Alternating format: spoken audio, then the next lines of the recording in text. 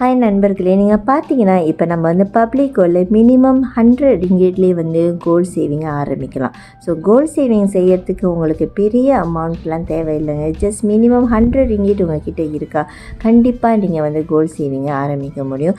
சிறுக சிறுக சேமிச்சிங்கனாக்கா நீங்கள் வந்து இந்த மாதிரி 1 கிராம் இல்லை அதுக்கும் மேலே 5 கிராம் 10 கிராம் 20 கிராம் இந்த மாதிரி 1000 கிராம் இருக்கும் கோல்டு ஐட்டம்ஸ் இருக்குது. ஸோ நீங்கள் கொஞ்சம் கொஞ்சமாக சேமித்து உங்களுடைய பப்ளிக் கோல்டு அந்த அக்கௌண்ட்டில் வந்து சேமிச்சுக்கிட்டே வந்தீங்கன்னாக்கா 1 கிராம் அக்கௌண்ட்டில் விட்டுட்டு மற்றதெல்லாம் நீங்கள் விட்ராவல் செய்ய முடியும்.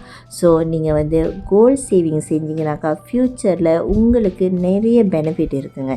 உங்கள் பேங்கில் காசு வந்து சேவிங் பண்ண முடியலையா, பயப்படாதீங்க. உங்களோட காசை வந்து எப்படி கோல்டில் சேமித்து வைக்கிறதுன்னு நான் கற்றுக் கொடுக்குறேன்.